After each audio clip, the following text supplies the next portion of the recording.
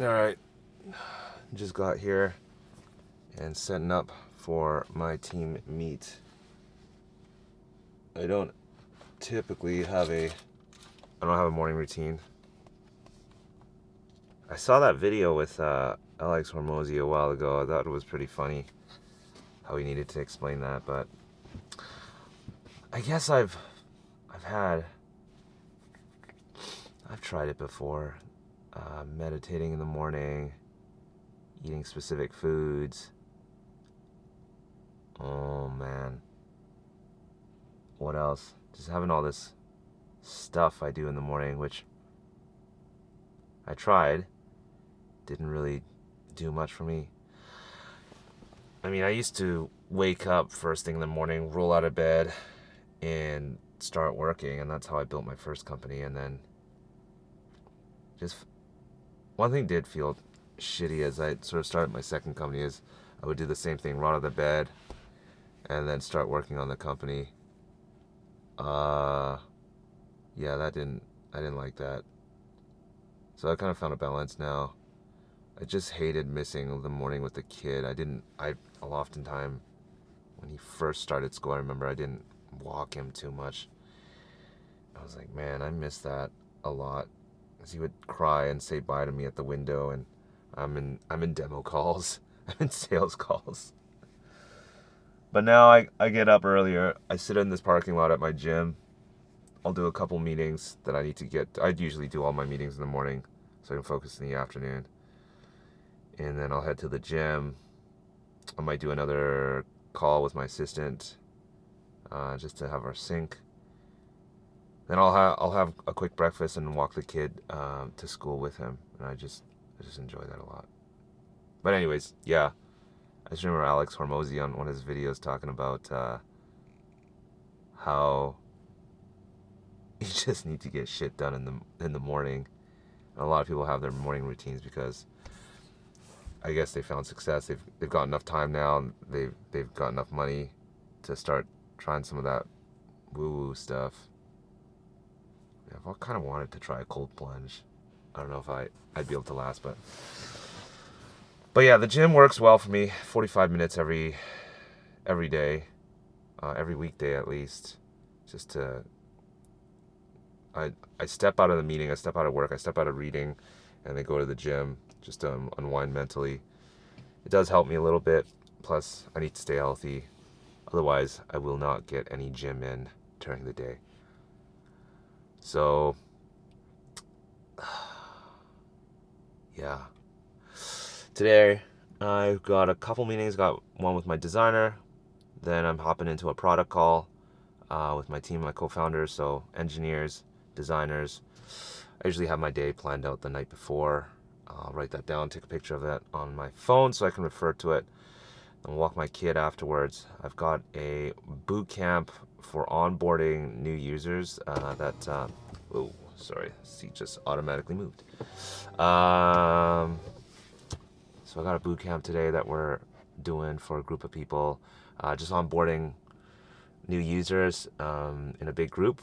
So that was part of the challenge that I'm doing. So I run a challenge as well. It's a 5-day challenge.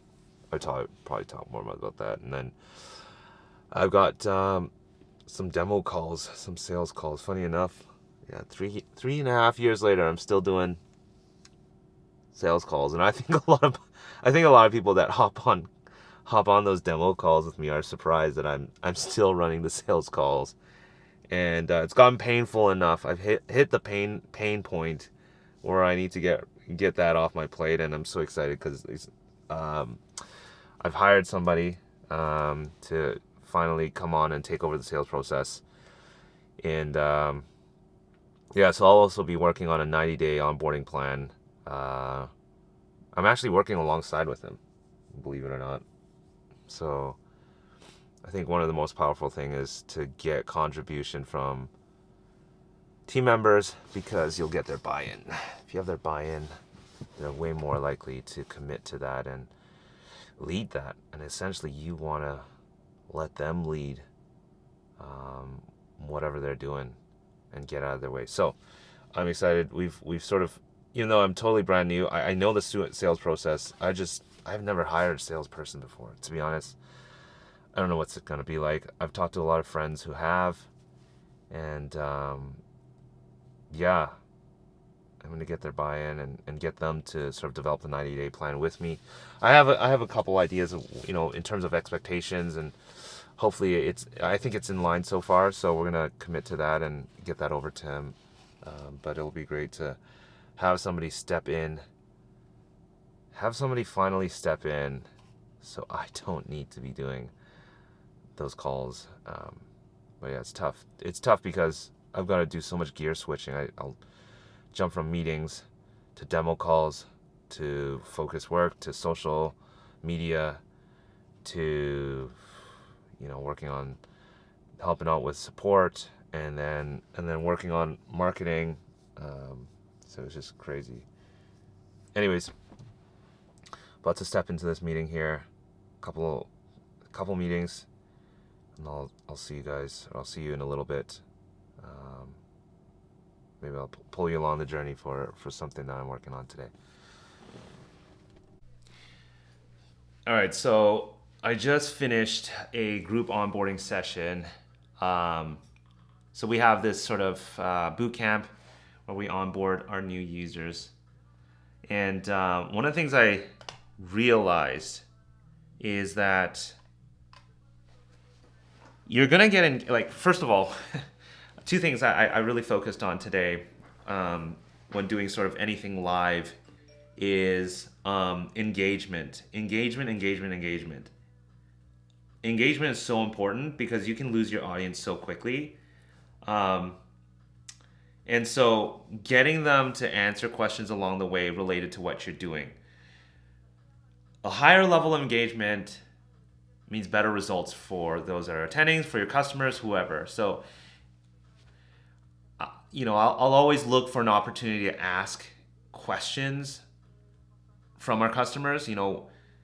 What are they using? What are they doing? And it can help navigate that conversation. It's so easy to run a webinar and just treat it as a one-way thing, whether it's a presentation, webinar, challenge, whatever you do. So engagement is so important. And the other thing, I do allow for Q&A, and I had questions being asked here today. Like, for example, I want to move something in the product. Like, I brought in some data point. I want to move it over here. Can we do that? And the straightforward answer was no, you can't. You can't. Basically, it's not wired that way.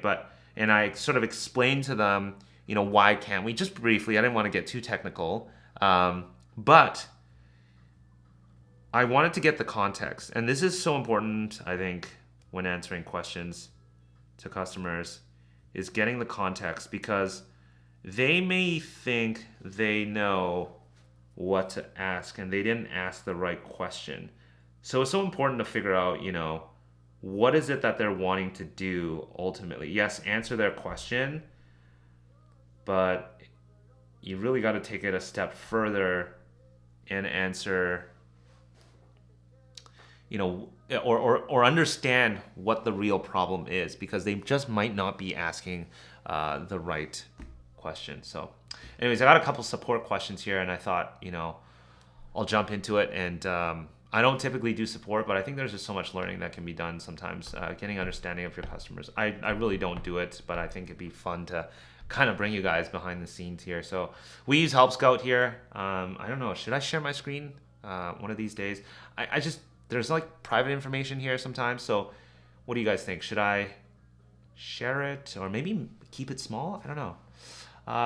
So I got an email here from one of our customers. Hey, Jesse, I have not scheduled a live training session yet. How can I do that? And so he is replying to an automated email. Hey, Jesse, I just want to see if you scheduled a live training session yet. Yeah, so there's a call to action there. And it's so funny, like, you have call to actions, but a lot of people will skip things like that. So I've got a message there that basically tells them how to schedule that, and they haven't done so. So I would typically just answer, hey, Chris, See, you mentioned you haven't scheduled a live session with me yet. Not to worry. You can just head over to this link. It's sometimes so easy to miss the actual questions. We've got a couple of questions here with Loom, recorded with Loom. How do I get rid of these spreadsheet duplications? Third request. That's interesting. Let's have a watch of this one here. I'll turn up the volume so you guys can turn off my music here. Let's see if we can hear it. Excuse me. Hi, Dan Wyman here. I'm having a hard time communicating this. For some reason, I have, I'll just show you, for example, I have owner name here, and then it's duplicated again down here. Owner first name, last name. It also has owner address, city, state, and zip, and then it has it again down here. Whoa. I don't need this twice. How do I get rid of these redundant columns over here? See, when I click on a blank one, this shows all the correct column headers that should be on this list.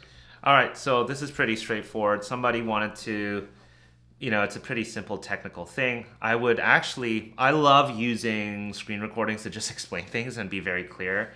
Dan is one of our customers. He's wondering, how to get rid of some of these fields here. Pretty straightforward stuff.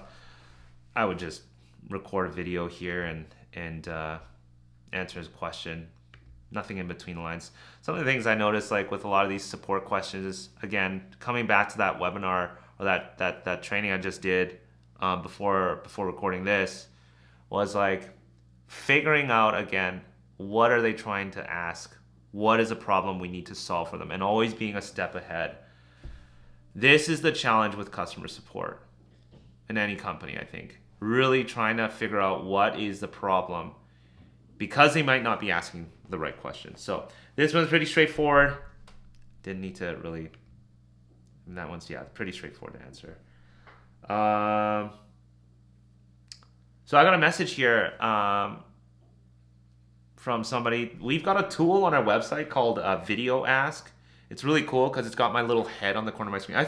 I think I should share my screen when I'm actually here in the office. I kind of, they can submit a video, a voice message to me. It's a pretty handy tool. I don't know what they submitted over to me, but somebody just asked, what is the yearly price for a buying website? So part of our service, we launch websites as well. So we act as sort of a website agency, besides, launching their platform with us. They need a marketing website, so we can do that. And so, a lot of people you'll find don't want to go through the website, and it's just so much more convenient to just message us. And it can seem annoying, and it was at first for me, but I was like, man, this is such a huge sales opportunity. And so we've got a playbook for identifying any sales opportunity. Now, currently, I think I mentioned this earlier today, we're bringing on a salesperson now, and Scott's on my team who's going to be doing that, and he's going to go through the playbook of how to address these things. But we basically, if this gets picked up as a sales question, this will then get funneled over to him. He'll go through and probe, he'll answer the question, and then what we're going to try to do next in that email is, ask him, a question related that he can answer about why he needs a website, like basically figuring out what his pain point is, and then offering to hop on a call and really having that next step or next call to action. I try to make sure there's always the opportunity to continue that conversation, because I could easily have answered this and just said, yeah, it's, I don't know, what do we do? Like $600 for the year. We host it, we manage it, we take care of all the updates, blah, blah, blah. It's $600 a year.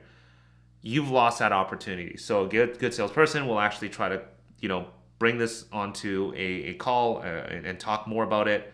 But even before then, I'll make them continue the conversation by just asking them a very simple question. For example, hey, do you currently have a website? Or hey, do you have a domain right now? Or what is your current domain? Get that conversation going, continue that conversation, and then bring them to that call to action. Cool, that's your, I had a great, thanks for sending me your website. I had a look at it. You want to hop on a call? I'd love to talk to you about like, a couple areas that you could improve on with websites. And then go from there. But you definitely don't want to sometimes just, if they're not your customers, especially like I call these like pre-sales questions. You wanna understand the problem. You want to drill in their pain a little bit to get them to continue to talk to you. So yeah, I love sales. I love sales. Um, um, do I have any other tickets here that I can sort of go through with you guys? No, I think that's pretty much here. So I don't get a lot of emails. I no longer handle emails, but I thought it'd be interesting to kind of go through some of the things that I do when communicating, when trying to read in between the lines with customers.